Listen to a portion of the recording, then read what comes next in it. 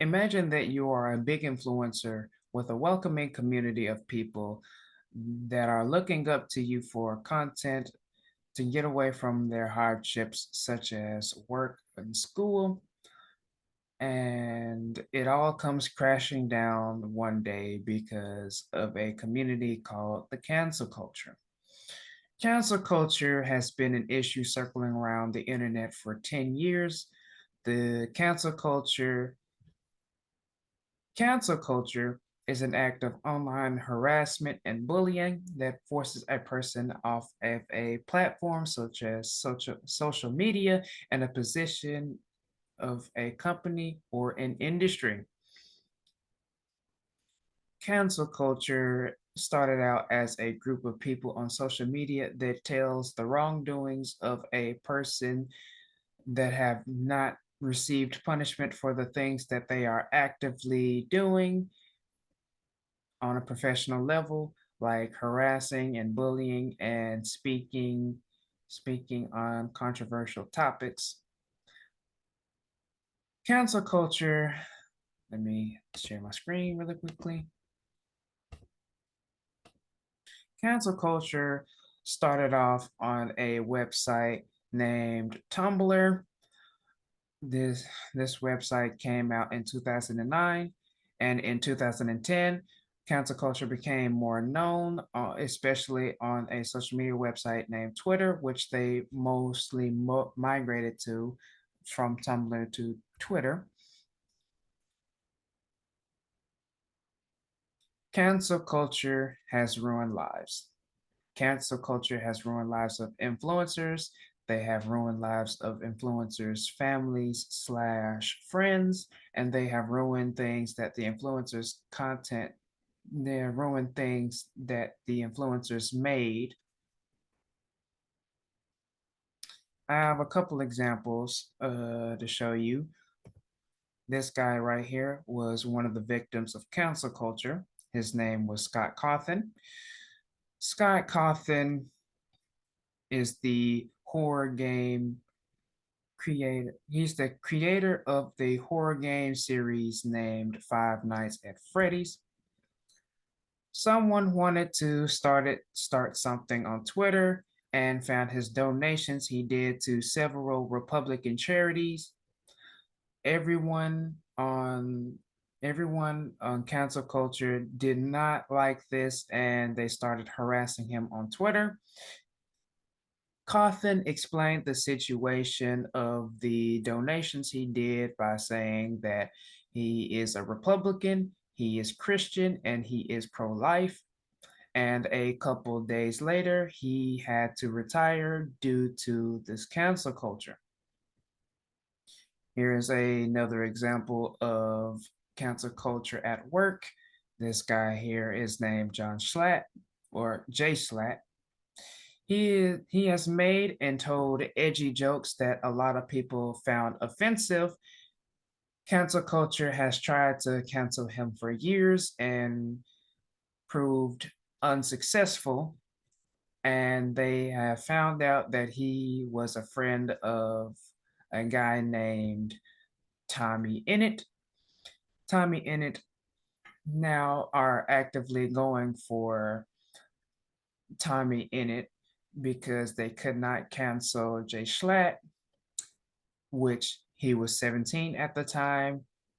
Tommy Innit was 17 at the time that when he was getting harassed on the internet, which forced him to go to therapy. And they were bullying him because he went to therapy, saying that the people that you hurt with your friendship needs therapy.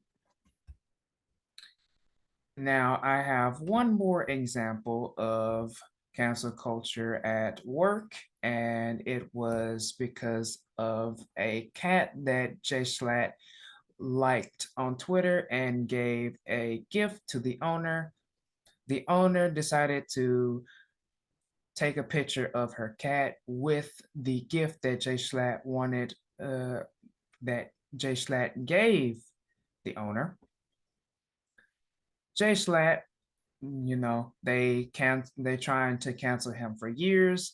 decided to go after the Twitter account Bigfoot Jinx, which is an account specifically made for taking pictures of the cat named Jinx.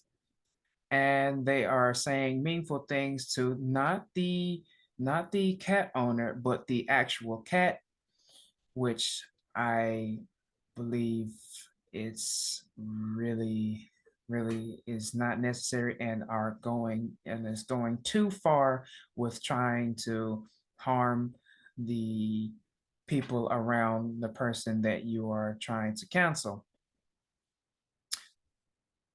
Cancel culture is no longer a sense of justice. People will assume that cancel culture stops at canceling someone. Oh, they are so wrong.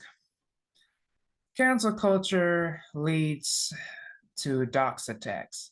Now, dox attacks are when someone puts out information of a certain someone onto the internet, like social security number, home address, longitude and latitude coordinations of their computer, etc. If someone is not canceled by the cancel culture, then doxing them will surely follow sooner or later. These dox attacks leave the family of the canceled to be in harm of potential intruders or people that want them want to do harm to them. uh, we're going back to the Scott Cawthon example. People have doxed him several times when they found out that he donated to many Republican charities, which this situation happened years ago.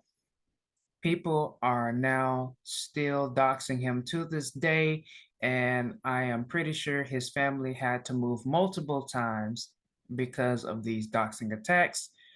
And cancel culture have also have gone to the lengths of actually harassing people that are around the person that they're trying to cancel community, such as the cat, for example, Jinx, and also his friend named Tommy Innit. So, in conclusion, I just wanted to bring awareness to this cancel culture situation because I believe they are going too far. The people such as Scott Cawthon's family, Tommy Innit, and Jinx, the literal cat, should not have to go through such links just for a group of people to cancel someone on social media.